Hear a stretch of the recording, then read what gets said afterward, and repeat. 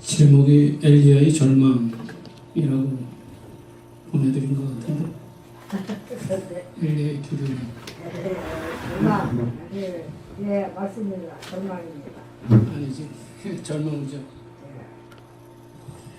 서울에서 부교육자로 사역할 때 우리 교회에 특별한 이력을 가진 한 가정이 등록을 했습니다.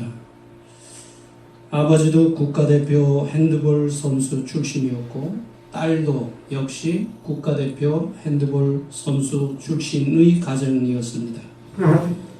등록을 한 후에 등록 신방을 갔습니다. 예배가 끝나고 대화를 할 때 이 아버지가 다음과 같은 후에 섞인 고백을 한 것을 지금까지 제가 기억을 합니다. 저는 어렸을 때부터 핸드볼이 좋아서 핸드볼을 시작하였습니다. 모든 선수가 그렇듯이 저 역시 핸드볼 국가대표 선수가 되는 것을 일생을 목표로 하여 열심히 운동만 하였습니다. 그래서 대한민국 국가대표 선수가 되어 가슴에 태극마크를 달고 운동장을 누볐습니다. 이 세상을 다 얻은 것 같은 기분이었습니다. 부러운 것이 아무것도 없었습니다. 그런데 나이가 들면서 체력의 한계를 느껴 국가대표를 은퇴하고 나니 특별히 할 일이 없었습니다. 운동을 하느라 공부를 해야 할 때 공부를 하지 못했고 운동을 하느라 인생을 배워야 할 때 인생을 배우지 못했습니다. 지금 와서 보니 운동을 한 것이 많이 후회되어 신앙을 갖기로 하였습니다. 10m 높이에서 떨어지는 것보다 20m 높이에서 떨어지는 것이 더 충격적이라는 것은 상식입니다. 마찬가지로 사람들의 관심과 인기를 한 몸에 받던 사람일수록 언젠가 그 자리에서 내려오게 되면 더 큰 절망감과 외로움을 느끼게 됩니다. 이때 느끼는 절망감은 경우에 따라서는 그 사람의 삶을 뿌리채 흔들어 놓는 폭군으로 변할 수가 있습니다. 그래서 화란의 그 철학자 쉐렌 키엘케골은 절망을 가르쳐 죽음에 이르는 병, 절망은 죽음에 이르는 병이라고 말했습니다. 사람은 꿈을 먹고 사는 존재입니다. 그래서 사람은 꿈만 있으면 음악이 없어도 춤을 출 수 있다 하는 말이 있습니다. 꿈만 있으면 음악이 없어도 춤을 출 수 있는 것이 우리 인간이다. 그리고 인간이 인간일 수 있는 이유는 꿈, 미래, 희망, 기대, 목표, 성취, 열매, 기쁨, 감사 이런 단어들하고 같이 살아가기 때문입니다. 이 말은 절망이라는 문제는 환경이 좋으냐 나쁘냐에서 오는 것이 아니라 자기 자신에게 꿈, 희망이 있느냐 없느냐에서 나오는 것이라는 것을 알려줍니다. 다시 말하면 환경이 아무리 어려워도 미래에 대한 꿈과 희망을 가지고 있다면 절망하지 않지만 환경이 아무리 좋아도 미래에 대한 꿈과 희망이 없다면 절망할 수밖에 없다는 말입니다.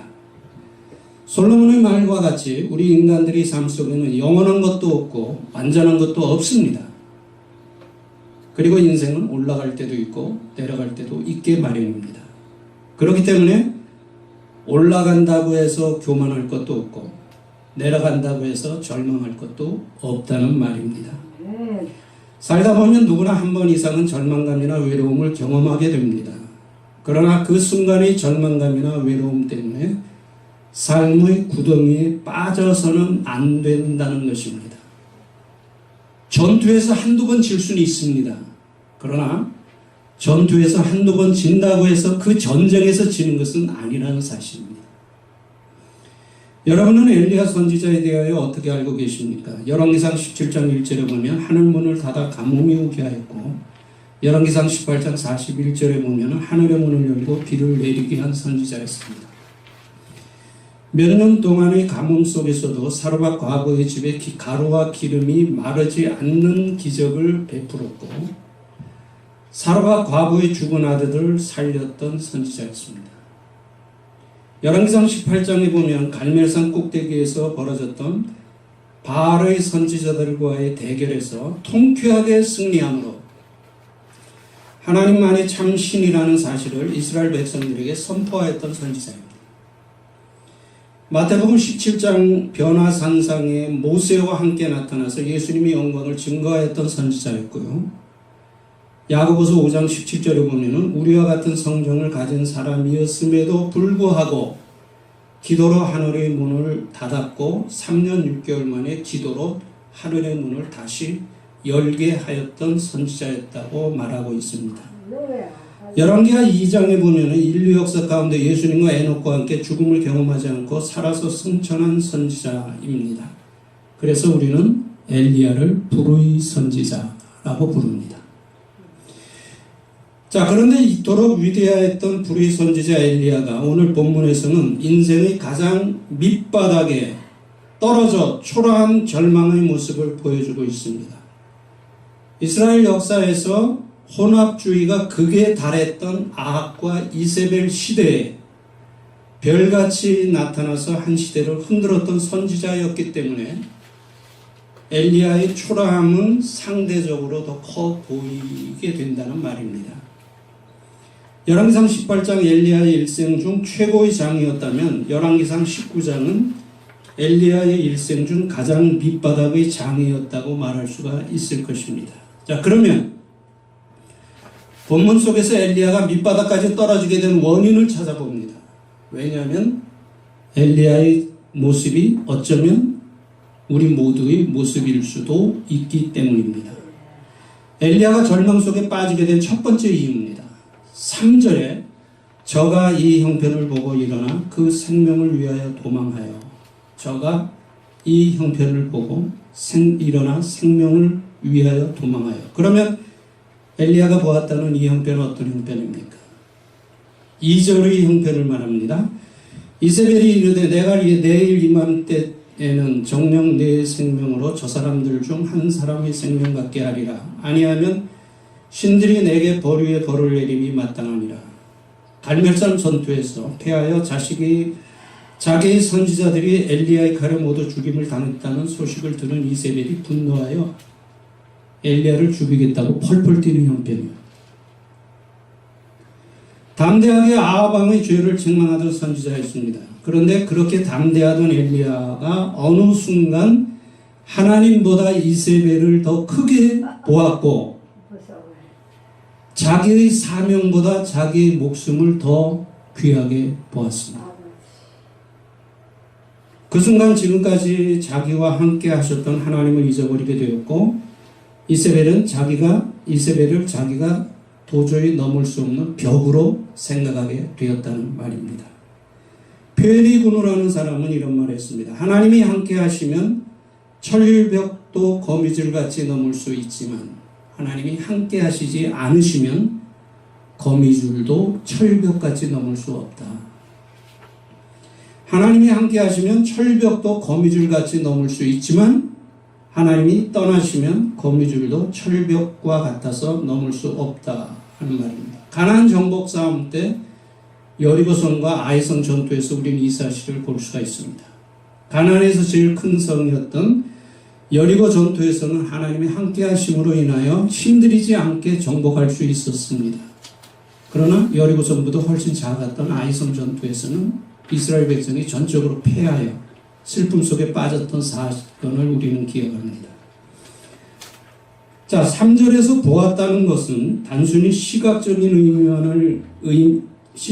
의미만이 아니라 행동을 결정할 수 있는 감정적, 의지적 의미까지 포함된 종합적인 표현입니다.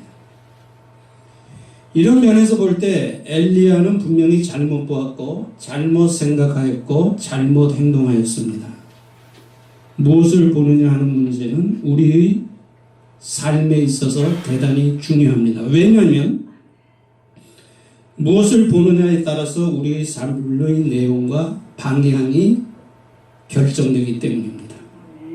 열왕기하 6장 아람이 이스라엘을 쳐들어와 엘리사가 살던 도단성을 포위하였습니다. 엘리사의 사원이 일어나 도단성을 포위한 아람 군대를 보고 두려워할 때 엘리사가 다음과 같이 기도합니다. 열왕기하 6장 17절 여호와여 저희 눈을 열어서 보게 하옵소서 하니 여호와께서 그 사원의 눈을 여심해 저가 보니 불말과 병거가 산에 가득하여 엘리사를 둘렀더라. 아람 군대를 보느냐 하나님의 군대를 보느냐. 출애굽기 14장 13절 이스라엘 백성들이 홍해에 막혀 두려워할 때 모세는 이렇게 외쳤습니다. 너희는 두려워 말고 가만히 서서 오늘날 너희를 위하여 행하시는 구원을 보라. 바로의 군대를 보느냐 하나님의 능력을 보느냐. 고린도서 4장 18절에서 바울은 우리에게 이렇게 말합니다. 우리 돌아보는 것은 보이는 것이 아니요 보이지 않는 것이니 보이는 것은 잠깐이요 보이지 않는 것은 영원합니다. 잠깐인 이 세상을 보느냐 영원한 오는 세상을 보느냐. 히브리서 12장 2절에서 히브리서 기자는 우리에게 이렇게 말합니다. 믿음의 주여 또 온전케 하시는 예수를 바라보자. 온전하지 못한 세상 것들을 보느냐 믿음의 주 되심이 온전하신 예수 그리스도를 바라보느냐. 엄청난 차이가 있는 말들 아닙니까? 우리도 마찬가지입니다. 우리의 삶 속에 쌓여있는 문제들을 볼 수 있고 그 문제 속에 들어있는 하나님의 뜻을 볼 수도 있습니다. 그런데 기억해야 할 것은 어느 쪽을 보느냐에 따라 우리의 삶의 내용과 방향이 결정된다는 사실입니다. 엘리야는 3년 6개월의 가뭄 속에서도 함께 하셨고 또 갈멜산에서 함께 하셨던 하나님을 계속해서 바라보아야 했음에도 불구하고 어느 순간 자기 형편을 바라보았기에 절망의 구덩이로 떨어질 수밖에 없었습니다. 아무리 힘들고 어려운 형편이 찾아온다고 해도 하나님을 바라보시기 바랍니다. 하나님을 바라봄이 어려운 형편을 이길 수 있는 힘이 되기 때문입니다. 엘리야가 절망하게 된 두 번째 이유입니다. 4절 여호와여 넉넉하오니 지금 내 생명을 취하옵소서. 4절의 의미는 이제 모든 것 끝났습니다. 할 일 다 했습니다. 더 할 일이 없습니다. 그러니 이제 죽여주십시오 하는 그런 탄식 섞인 절망의 기도입니다. 아마 엘리야는 갈멜산에서의 승리가 자기 일생 중 최고의 사명이었다고 생각했던 것 같습니다. 이거보다 더 큰 사명이 어디 있을까? 이렇게 생각할 수 있는 충분한 이유가 갈멜산의 대결에서 들어있죠. 자, 그렇게 생각하니까 할 일을 다 했습니다. 다 끝났습니다. 더 할 것이 없습니다. 라는 절망의 말이 나오게 된 것입니다. 다시 말하면 사명은 하나님께서 주시는 것임에도 불구하고 엘리야는 자기가 자기 사명에 대해서 일방적으로 결론을 내려버렸다는 거예요. 사명은 하나님께로부터 오는 건데 엘리야는 자기가 자기의 사명에 대하여 스스로 결론을 내려버립니다. 그러니 절망할 수밖에 없었던 것이죠. 커다란 성취관 뒤에는 두 가지 위험 요소가 따라옵니다. 하나는 교만이고 하나는 허무감입니다. 그런데 엘리야에게는 교만이 아니라 허무감이 찾아왔다는 거예요. 큰 성취관 뒤에 허무감이 따라왔다는 거예요. 이 허무감에서 나온 절망이 불의 선지자 엘리야를 밑바닥까지 떨어지게 만들었던 것입니다. 혹시 우리가 그렇지 않습니까? 하나님은 아직도 우리 각자에 대하여 계획을 가지고 계시는데 우리가 다 끝났습니다 라고 먼저 포기하지 않습니까? 하나님은 아직도 우리를 쓰시기 원하시는데 우리가 먼저 할 일이 없습니다 라고 하나님의 손을 놓아버리지 않습니까? 하나님은 아직도 우리 길을 인도하시기를 원하시는데 우리가 먼저 이제 그만 가겠습니다 라고 하나님의 손을 놓고 주저앉지 않습니까? 학교 다닐 때 밤새워다 시부에서 숙제, 레포트를 하는 경험들을 다 가지고 계실 겁니다. 숙제를 하는 것은 학생이지만 그것을 평가해서 점수를 매기는 것은 학생이 아니라 선생님이 할 일입니다. 이런 경험을 통해서 우리가 생각해야 할 것이 하나 있습니다. 우리는 우리에게 주어진 우리 삶과 사명을 위하여 열심히 살아야 될 의무는 있지만 우리 자신의 삶과 사명에 대하여 점수를 매기거나 결론을 내릴 권리는 없다는 겁니다. 열심히 살아야 할 의무는 우리들에게 있지만 그 삶에 대해서 결론을 내릴 권리는 우리들에게 주어져 있지 않습니다. 그건 하나님의 몫이에요. 우리가 살아가는 것은 숙제를 하는 것과 같습니다. 우리 삶과 사명에 대하여 점수와 결론을 내리는 것은 우리의 몫이 아니라 하나님의 몫이다. 그래서 우리는 열심히 살면 됩니다. 열심히 일하면 됩니다. 열심히 뛰면 됩니다. 아멘. 엘리야가 자기 사명에 대하여 하나님보다 먼저 결론을 내린 것 같이 우리 사명에 대하여 하나님보다 먼저 결론을 내리면 안 됩니다. 열왕기상 19장 15절에 보면 하나님은 엘리야가 해야 할 세 가지 중요한 사명을 남겨두셨습니다. 하사엘에게 기름을 부어 아람 왕이 되게 하고 예후에게 기름을 부어 이스라엘 왕이 되게 하고 엘리사에게 기름을 부어 엘리야의 뒤를 이은 후계자를 삼게 하는 사명이었습니다. 이와 같이 하나님은 엘리야를 더 쓰실 계획을 가지고 엘리야가 해야 할 사명을 남겨두셨는데 엘리야가 스스로 주저앉아 이제 끝입니다. 할 일 다 했습니다. 더 할 일이 없습니다. 죽여주십시오. 라고 결론을 내려버렸다는 거예요. 우리가 처한 환경은 각자 달라도 한 가지만은 똑같다는 사실을 기억해야 합니다. 우리에게 생명이 있다는 것은 아직도 우리에게 사명이 있다는 것을 말합니다. 하나님이 아직도 우리를 이 세상에 남겨두셨다고 하는 가장 중요한 이유 중에 하나는 아직 우리가 해야 할 사명이 있기 때문이라는 사실입니다. 사명과 생명은 같이 갑니다. 사명과 생명은 기차의 레일과 같이 갑니다. 우리 생명이 끝나는 날이 우리 사명이 끝나는 날이다. 하나님은 갈멜산을 대계로에도 엘리야의 사명을 남겨두셨는데 엘리야는 자기 사명이 끝났다고 스스로 결론을 내렸기 때문에 절망할 수밖에 없었습니다. 우리의 삶과 사명에 있어서도 절대로 하나님보다 먼저 결론을 내리는 일이 없어야 합니다. 왜냐하면 우리 삶에 대한 점수와 결론은 우리가 내리는 것이 아니라 하나님이 내리시는 것이기 때문입니다. 엘리야가 절망하게 된 세 번째 이유입니다. 4절 나는 내 열조보다 낫지 못하니이다. 나는 내 조상보다 나은 것이 하나도 없습니다. 우리식으로 표현하자면 나는 별 볼 일 없는 존재입니다. 이런 뜻입니다. 나는 별 볼 일 없는 존재입니다.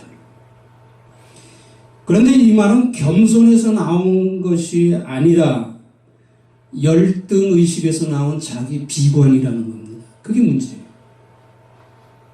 나는 아무것도 아닙니다 라는 말이 겸손에서 나온 말이 아니라 열등의식에서 나온 비관이라는 것이 문제입니다. 성경에서 엘리야만큼 크게 쓰임을 받은 사람이 얼마나 됩니까? 성경에서 영적으로 가장 혼란하고 어두운 시대에 별과 같이 나타나서 불과 같이 살다가 바람과 같이 살아 승천한 사람이 바로 엘리야입니다. 정말 글자 그대로 영화의 한 장면 같은 일생을 살았던 사람이 엘리야입니다. 하나님은 자기를 자신을 스스로 비관하는 사람을 쓰시지 않습니다. 정확하게 말한다면 하나님은 자기 자신을 비관하는 사람을 쓰실 수가 없습니다. 왜 그렇습니까? 하나님의 성품과 정반대가 되기 때문에. 하나님께서 뜻이 있어 우리 각자를 세상에 보내셨기에 절망이나 자기 비관을 하지 않아야 합니다. 자기의 가치를 아는 사람은 자기를 비관하거나 절망하지 않습니다. 하나님을 향한 바른 믿음은 자기 비관이나 절망을 허락하지 않습니다. 그 이유에 대하여 사도 바울은 다음과 같이 말합니다. 고린도서 4장 7절 우리가 이 보배를 질그릇에 가졌으니 이는 능력의 힘이 큰 것이 하나님께 있고 우리에게 있지 아니함을 알게 하려 합니다. 무슨 뜻입니까? 우리는 질그릇과 같은데 보통의 질그릇이 아니라 예수 그리스도라는 보배를 담고 있는 질그릇이라는 말입니다. 질그릇은 보배에 비하면 아무것도 아니에요.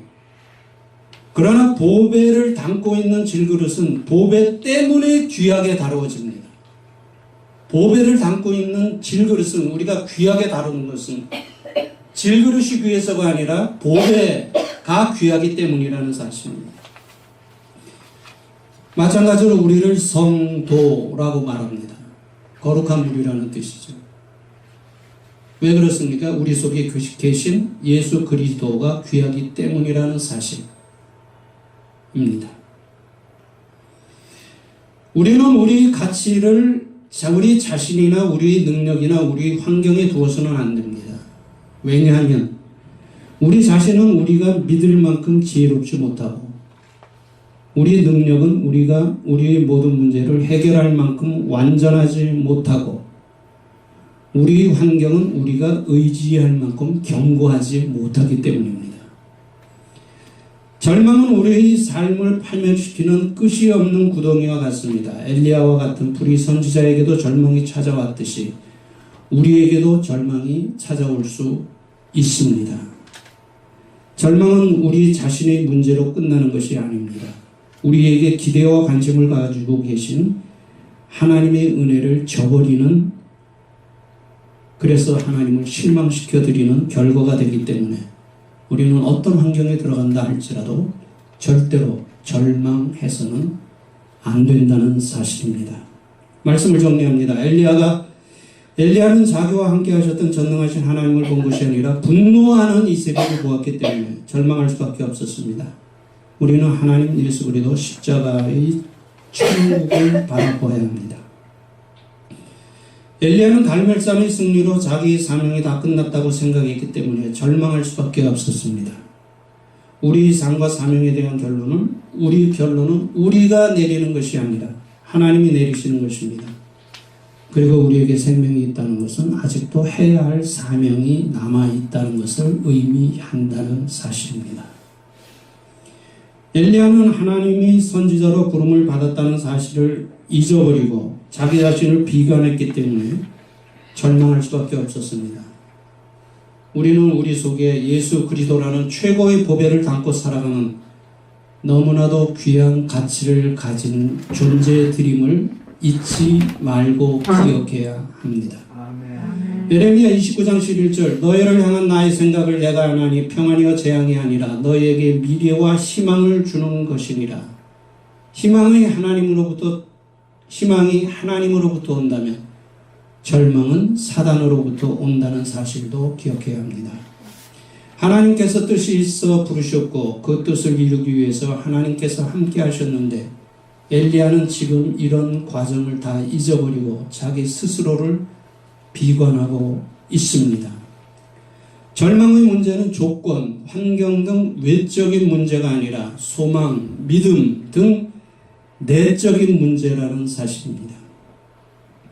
이제 우리는 사단이 가져다주는 절망이라는 단언을 완전히 깨뜨려버리고 예수 그리스도와 함께 영원을 바라보는 소망의 삶을 살아야 합니다. 꿈이 있는 사람은 음악이 없어도 춤을 출 수 있듯이 예수 그리스도와 함께 살아가는 사람들은 어떤 환경 속에 들어가도 절망하지 않고 소망과 기쁨과 감사의 삶을 살아갈 수 있기 때문입니다. 이러한 은혜가 여러분의 삶과 하시는 모든 일에 함께 하시기를 주의 이름으로 축원합니다. 기도드리겠습니다. 하나님 감사합니다. 엘리야를 통해서 저희들이 교훈을 함께 나누었습니다. 바울의 고백과 같이 예수 그리스도를 마음에 담고 살아가는 보배로운 존재들인 저희들이 어떤 환경 속에 들어간다 할지라도 환경을 통하여 절망하지 않게 하시고 환경 속에서 그 환경을 주장하시고 우리를 향하여 뜻을, 계획을, 기대를 가지고 계신 하나님이 부르심에 합당한 삶을 살아가는 우리 모두가 될 수 있도록 축복해 주옵소서. 예수님의 귀하신 이름으로 기도드립니다. 아멘.